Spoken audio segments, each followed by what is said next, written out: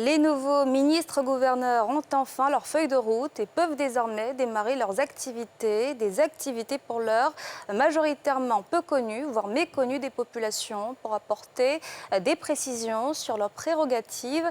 Le ministre-gouverneur du Tompi fait des précisions. Timé Danger, Tanguy Kona. Palais présidentiel d'Abidjan-Plateau. Le chef de l'État y a reçu en audience, 24 heures déjà, les ministres-gouverneurs du pays.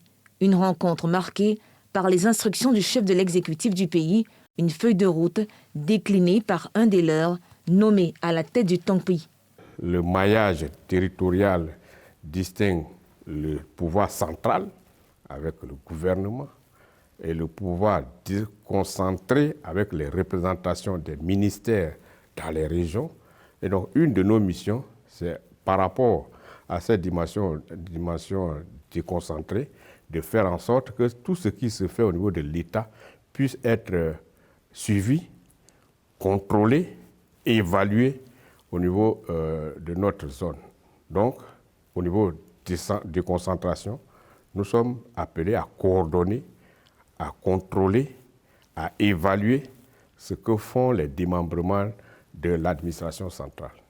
Du point de vue de la décentralisation, vous savez que la décentralisation distingue les communes, les conseils régionaux, qui ont des organes élus. À ce niveau, en tant qu'organes élus, il n'en reste pas moins des démembrements de l'État.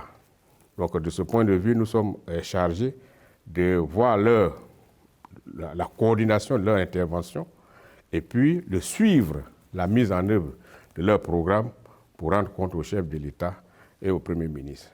Sur le terrain, ces prérogatives mises en lumière sont diversement appréciées. Nous avons les conseils régionaux qui existent sur le terrain et qui font un travail. Aujourd'hui, nous avons les ministres-gouverneurs. Quel est le rôle du ministre-gouverneur et quel est le rôle du conseil régional? Nous pensons que le rôle du ministre-gouverneur, c'est aussi d'être à l'écoute des populations en vue d'apporter des solutions en termes de développement socio-économique et culturel. C'est aussi la même chose que fait le conseil régional. On se dit qu'il y a un chevauchement entre les acteurs sur le terrain. Est-ce qu'il y a une démarcation réelle entre ce que les deux entités vont faire? On ne croit pas. D'autres pourraient voir effectivement que c'est encore des poches de dépenses. Mais à quoi sert le développement? Le développement, c'est se rapprocher des populations. Le développement, c'est faire en sorte que chaque citoyen se sente plus proche du développement, se sente concerné par le développement. Donc, qu'il y ait des dépenses supplémentaires pour l'épanouissement de l'humain, nous sommes favorables. Les grands programmes et les grands projets doivent être suivis et doivent donc être améliorés.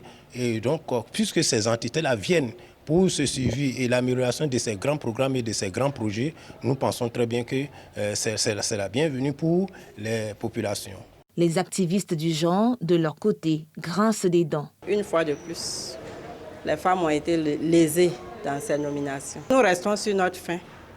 Sur la question des ministres, c'est une autre opportunité ratée. Et donc nous continuons à interpeller le Premier ministre, le Président de la République pour qu'ils tendent la main aux femmes. Il y a suffisamment d'intellectuels. Je pense qu'il y a beaucoup de femmes qui peuvent être gouverneurs.